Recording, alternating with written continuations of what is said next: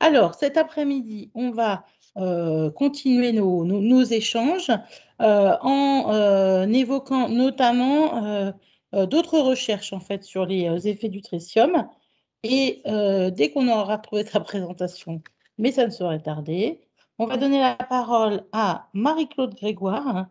Est-ce que Jean-Christophe Gariel, est-ce que tu nous présentes Madame Grégoire et tu nous indiques le sujet sur lequel elle va s'exprimer? Oui, bien sûr. Merci Audrey.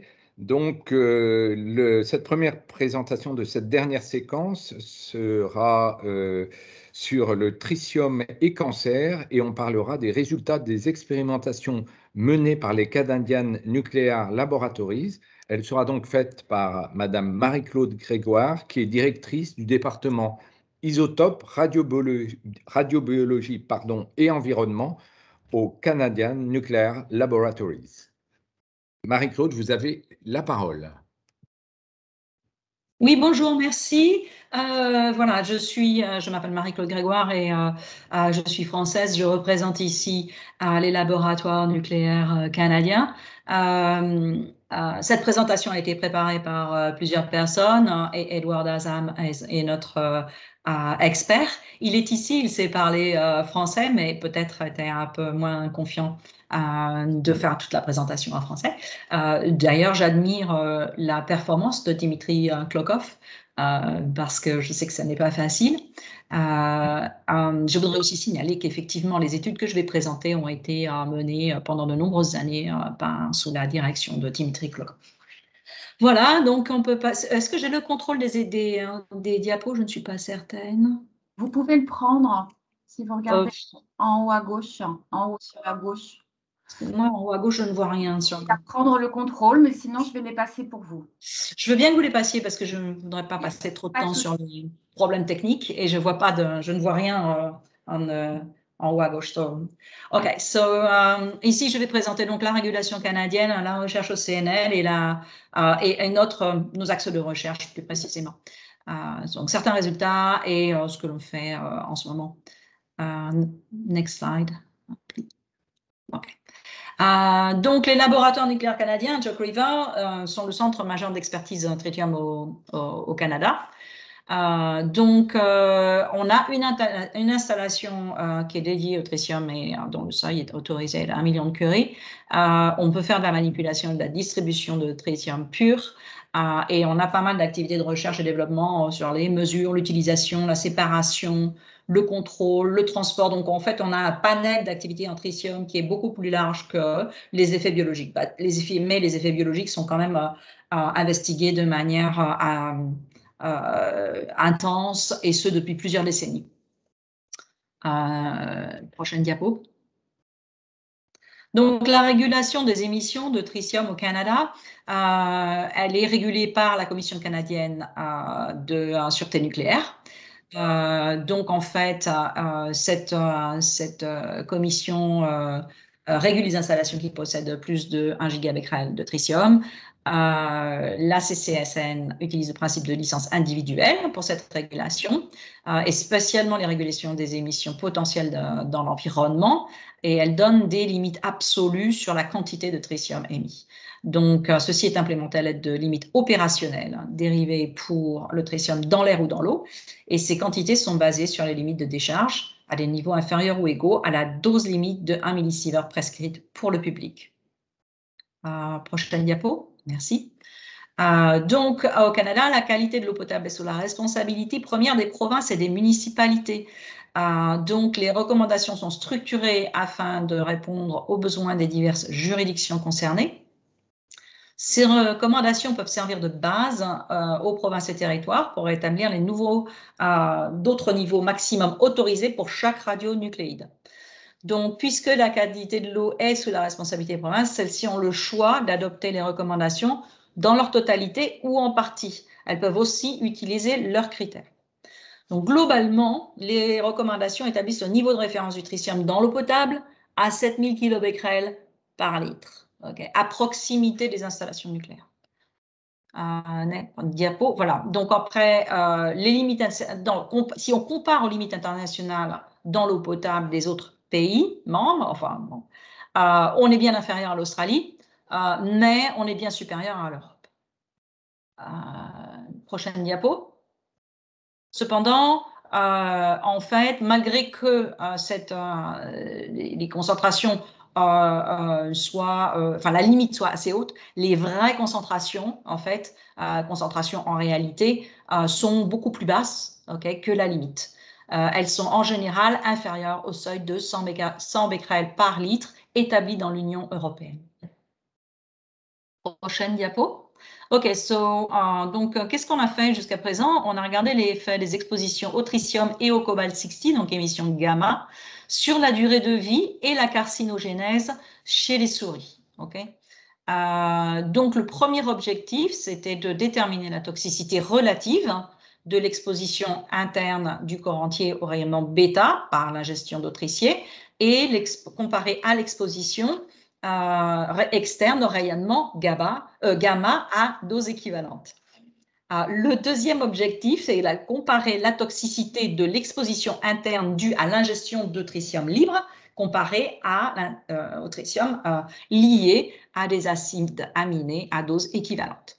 Donc, on a utilisé l'EBR et nos critères, c'était la durée de vie et la carcinogénèse. Prochaine diapo.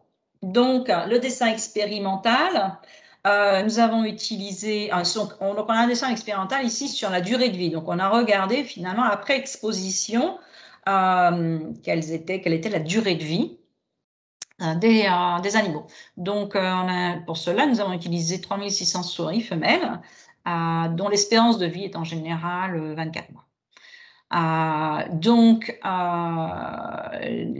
Nous avons 3 populations. Population contrôle, donc dans un contrôle. Ensuite, population exposée à des rayonnements gamma pendant 2 semaines.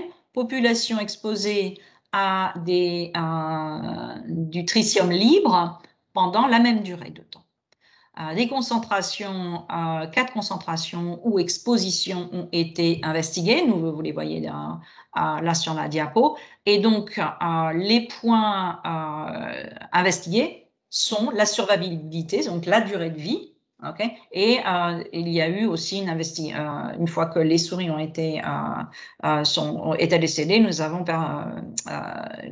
fait un peu d'histopathologie sur les tissus. Résultat. Donc ici, nous pouvons voir sur les 2 plus faibles doses, la comparaison entre l'exposition aux rayons gamma, au tritium libre et au tritium lié, aux acides aminés. Dans les 2 plus faibles doses, nous pouvons voir que la courbe de survie n'est pas réduite après exposition à faible dose. Prochaine diapo. Par contre, quand nous augmentons les doses, à 530 mg, ici nous pouvons voir que la courbe de survie est réduite après une exposition égale ou supérieure à 530 mg. Ceci pour des expositions gamma ou tritium libre pour la plus forte dose. Des expositions au tritium dans l'eau et liées aux acides aminés pour la dose de 530 mg. Donc, l'exposition gamma à 530 mg ne fait pas de différence en termes de survie par rapport au contrôle, mais l'exposition au tritium dans l'eau ou dans les acides aminés fait une différence significative de durée de vie. Prochaine diapo, merci. Donc ici, nous avons regardé les effets des rayonnements ionisants à faible dose sur les souris prédisposées au cancer. Donc, elles ont une prédisposition, elles vont développer des cancers sans exposition du tout après un certain temps. Donc, les modèles animaux que nous avons utilisés sont des animaux vulnérables au cancer du sein et au cancer du côlon. Exposition, 3 quantités d'exposition, doses, et les modalités d'exposition sont gamma ou donc toujours cobalt 60 ou bien tritium libre dans l'eau. Prochaine diapo, s'il vous plaît. Donc, globalement, nous essayons de regarder, en fait, et je m'excuse pour la diapo est en anglais, mais globalement, le schéma ici est de regarder, en fait, plusieurs types de critères ou plusieurs types d'index qui vont être physiques, enfin, des changements en fait physiques au niveau de l'impact sur l'ADN, des changements protéomiques métaboliques ou bien des changements physiologiques tels que la carcinogénèse et la durée de vie. Donc, nous avons plusieurs types d'investigations qui sont menées en parallèle une fois que les animaux sont décédés. Prochaine diapo. Donc, le résultat après exposition pour le cancer du côlon. L'exposition à une faible dose de rayonnement gamma augmente la durée de vie. Donc ça, c'est ce que nous avons observé sur la première cohorte. Et donc, nous pouvons voir ça sur le diagramme qui est le deuxième diagramme. Okay, oui, le diagramme de droite, okay, par rapport au diagramme de gauche où en fait il n'y a aucun changement par rapport à la durée de survie après exposition au tritium dans l'eau. Deuxième résultat. Quels sont, j'arrive pas à tirer son. Prochaine diapo. Okay. Les résultats sur le cancer du sein. Okay. Donc, la conclusion ici, c'est que l'exposition au tritium ne modifie pas l'incidence et la charge tumorale. Donc, nous pouvons voir ici les courbes qui reflètent le pourcentage de souris qui n'ont pas du tout de développement de tumeur. Okay. Donc, on voit que tout le monde on part évidemment par rapport à l'âge, okay, avec personne n'a de tumeur et les tumeurs se développent au fil du temps. Si l'on regarde le diagramme à droite qui représente en fait le nombre de tumeurs et leur taille à 8 mois, nous trouvons qu'il n'y a pas de différence significative entre les souris exposées à diverses valeurs de dose et le contrôle. Prochaine slide. Globalement, en fait, notre objectif, évidemment, est de contribuer à l'ensemble des connaissances afin de réduire l'incertitude sur la prédiction des effets néfastes pour la santé après exposition à des doses effluence faibles de rayonnement ionisant. Et cela inclut le tritium. Donc, pour cela, nous participons à plusieurs groupes internationaux et leurs travaux. Nous regardons les processus biologiques, nous utilisons la bioinformatique et la réponse des systèmes. Prochaine diapo. Donc, dans nos axes de recherche... Excusez-moi. Continuez. OK. Donc, je voulais juste signaler que nos axes de recherche, en fait, impliquent effectivement des rongeurs, leur tissu biologique, mais aussi nous avons développé des modèles organoïdes utilisant des tissus humains. Et donc, nous allons, nos plans incluent de regarder en fait plus précisément les mécanismes de réponse à l'exposition bêta par rapport à la réponse cellulaire et l'impact sur la fonctionnalité de ces cellules. Plusieurs choses aussi sont investiguées, qui sont le rôle de certains facteurs qui peuvent jouer sur la susceptibilité à l'exposition. Et cela aussi inclut le rôle du microbiome. Nous avons des modèles qui incluent les modèles de cancer, de maladies cardiovasculaires et de vieillesse prématurée. Prochaine diapo. Tout cela en fait repose sur nos installations et nos laboratoires de recherche biologique incluent donc un pôle gamma d'exposition gamma de 30 mètres de long associé avec une animalerie qui peut contenir énormément de rongeurs. C'est pour ça qu'on peut faire de longues cohortes et des cohortes de long terme avec des expositions chroniques ou ponctuelles. En relation avec certains commentaires de ce matin, oui, nous utilisons des expositions aux agents alpha et bêta par inhalation, par alimentation et bien sûr par voie hydrique. Prochaine diapo. Et voilà, c'est tout. Je vous remercie pour votre attention. Merci beaucoup Marie-Claude pour cet exposé. On a une dizaine de minutes pour des questions. Y a-t-il des questions? Alors, je n'en vois pas directement, je n'en vois qu'une dans le chat. Pourquoi avoir choisi des souris femelles? Alors, je vais passer la parole à Dimitri Klokov parce que je n'ai pas de réponse à cette question. Je suis arrivée il y a 1 an et je ne suis pas certaine de la réponse. Donc, Dimitri, peux-tu nous préciser pourquoi vous avez choisi des souris femelles? Oui. It's pretty simple, actually, because it's a logistical limitation.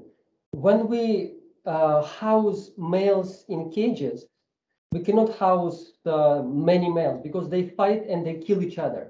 Okay. It's a lifespan, very long study. So to keep males in single cages, it's an additional stress. They don't want to be alone all the time. They want to be alone most of the time, but then go and fight and do things. So females very nicely live together. So we can house 7 females in 1 cage. So this is logistical consideration, which is the basis for this choice of females. But in terms of cancer, we had no idea what to expect. So actually the measurements were done, pathology analysis were done for all kinds of cancers. So. Merci Dimitri. Donc pour traduire rapidement, c'est essentiellement un problème logistique. Quand vous mettez plusieurs mâles dans une cage, ils se battent et comme on veut les garder pendant toute la durée de vie, il faut qu'il en reste au bout du compte et s'ils se battent, ils se font mal et ils meurent. Et un moyen, ça serait de les mettre tout seuls dans une cage, mais déjà, ça renchérirait le coût. Mais par ailleurs, ça induirait un stress supplémentaire parce que les souris mâles ont besoin d'être plusieurs la plupart du temps. Alors, y a-t-il d'autres questions? Alors, il y a un commentaire, alors il n'y a rien à voir avec la morphologie, je confirme. Y a-t-il d'autres questions sur ce sujet-là? Alors moi, je vais peut-être me permettre d'en poser une, soit à Marie-Claude, soit à Dimitri. Dans votre étude sur la durée de vie, alors peut-être que je n'ai pas été attentif, est-ce qu'on a vu une différence claire entre le TOL et le HTO? Est-ce que c'est significatif?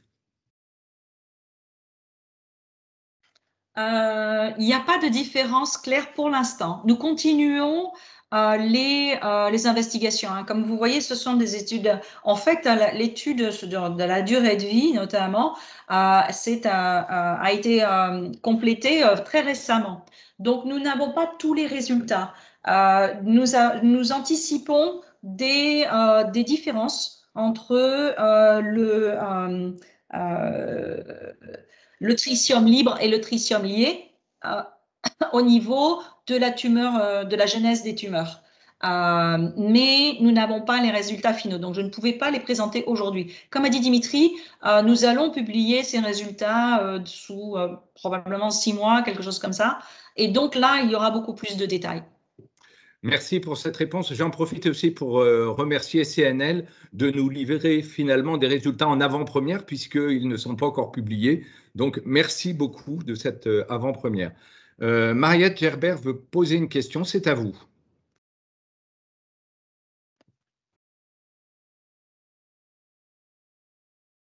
Mariette? Mariette.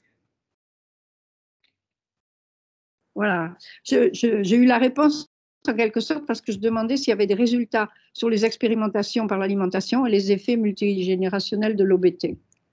Alors, les effets multigénérationnels, en fait, cette étude a pris du retard. Elle était commencée il y a Elle a commencé en fait en janvier 2020 et on a dû l'interrompre à cause des restrictions en fait d'accès au site. Donc en fait, l'étude multigénérationnelle chez la souris de l'OBT, celle qui était en cours, doit maintenant redémarrer. Elle doit redémarrer dans les 3 prochains mois. Et donc, nous aurons des résultats dans les 2 ans qui viennent, quoi. Donc, oui. Par alimentation, qu'est-ce que vous entendez? Vous avez des acides aminés particuliers ou bien c'est une alimentation générale contaminée à l'OBT, à l'HTO ou pas? Alors, l'alimentation, oui. Alors, justement, j'ai posé cette question à mon chercheur parce que je me disais que cette question allait arriver. Donc, j'ai posé la question au chercheur juste ce matin. Je vérifie sur l'email. Donc, en fait, ce qu'ils font, c'est qu'ils utilisent de la leucine, arginine et lysine, mais ils la mélangent à la nourriture de manière vraiment combinée. Et ils ont vérifié que ces acides aminés se retrouvent dans les cellules. Ils ont fait cette étude préliminaire avant d'entamer l'étude multigénérationnelle. Merci. Merci.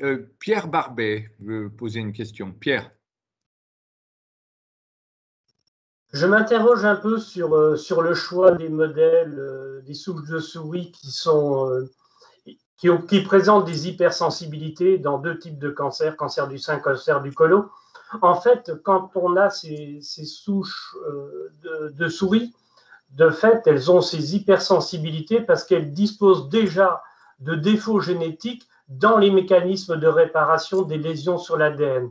Donc, il n'est pas sûr qu'apporter des agents génotoxiques, radiation, rayonnement bêta, etc., il n'est pas sûr que ça permette de voir un signal dans la mesure où, j'allais dire, eh bien, la déficience, elle est déjà présente. Donc, c'est un petit peu délicat, ces modèles qui présentent ces déficiences. Oui, c'est vrai, mais en même temps, c'est pousser la limite. C'est-à-dire, en fait, on sait très bien qu'il existe des vulnérabilités génétiques qui prédisposent, les mammifères au cancer, on va dire. Et donc, je pense que utiliser un modèle comme ça nous permet vraiment, ça amplifie presque le mécanisme, d'accord? Donc, ça nous permet, s'il y a des effets à voir, on les verra mieux à partir de modèles de vulnérabilité plutôt qu'à partir de modèles super stables. Okay? Parce que, et en plus, si l'on veut regarder, comparer les mécanismes de développement du cancer, il faut bien que le contrôle développe un cancer. Sinon, on a un peu de mal à comparer les mécanismes. Dimitri, est-ce que tu veux ajouter quelque chose à cette réponse? Yes, I confirm exactly as you say. One thing to add is that carcinogenesis, so cancer develops in 3 stages, classic: initiation, promotion, and progression. So in these mouse models, initiation is outside of the picture because we cannot affect this. These mice are genetically modified, but we can still study mechanisms, how radiation affects promotion and progression. And it's a long process. It is still of scientific value. Je suis d'accord. En fait, l'action des rayonnements ionisants dans le process de cancérisation, l'action des rayonnements ionisants est souvent un événement initiateur et pas promoteur. Donc, je pense que, on en rediscutera. J'attends avec intérêt votre publication. Okay. Merci. Merci. Alors, une toute dernière question qui est dans le chat, me semble-t-il, qui est une question, je pense, très simple. Où se trouve le laboratoire au Canada? Je pense que c'est là sur la diapo du laboratoire. Je crois qu'on a rajouté une photo. Donc, cela se situe à 200 km à l'ouest d'Ottawa, sur la vallée de l'Ottawa. Donc, on suit la rivière à partir d'Ottawa pendant 200 km et on arrive à Chalk River, qui est en bordure de la rivière Ottawa. C'est très joli. Il y a le Québec de l'autre côté. Merci beaucoup. Une autre question de Denise Thibault. Est-ce que les cancers identifiés ont été spécifiquement choisis? S'ils ont été choisis, pourquoi ce type de cancer précisément? Je pense qu'il est fait référence au cancer du côlon et puis au cancer du sein. Donc, ces choix, peut-être Dimitri, tu peux répondre, ça me paraît assez évident, mais… Yes, it's the story goes back many years ago. We had a brainstorming session. We wanted to study the effects of low-dose radiation on cancer. So we decided to choose 3 cancer models, and we needed to go and see what mouse models, what cancer mouse models exist and they best suit our needs. And we found colon cancer mouse model, breast cancer mouse model, and the lung cancer mouse model. So that Et puis, ces modèles de cancer sont quand même les plus répandus. Oui. It just, again, we choose what we can do. Still we recognize the limits. The limits are several, including this is already initiated, genetically initiated events. So we only study effects of radiation on the development of cancer. But in the selection, we were limited to what exists in the world of mouse models of cancer. Ouais, est-ce qu'il existe comme… Oh, pardon, je vais vous laisser traduire. Allez-y. Non, mais donc le choix a été fait en fonction des modèles souris qui existaient. Il en existait 3 types pour le cancer du côlon, le cancer du sein et le cancer du poumon. Et donc, c'est un choix qui a été fait au démarrage du projet, donc il y a une dizaine d'années, et il a été décidé de choisir le cancer du côlon et le cancer du sein, tout en reconnaissant que, bien évidemment, il y a des limites à ces études, mais c'est essentiellement dû à des limites liées au modèle animal. Voilà. Ouais, et je voulais rajouter aussi qu'une chose très importante, c'est que dans le choix de ces cohortes, il est important de considérer la stabilité du modèle. Et donc, je pense qu'aussi, ça, c'est un critère que vous avez dû utiliser, c'est-à-dire qu'en fait, tous les modèles de souris ne sont pas de la même qualité. Pour avoir des expériences qui fournissent des résultats solides, il faut vraiment qu'on ait des modèles bien établis et stables. Exactement. Merci beaucoup Marie-Claude, et merci Dimitri pour les précisions. On est pile dans le timing, ce qui est parfait.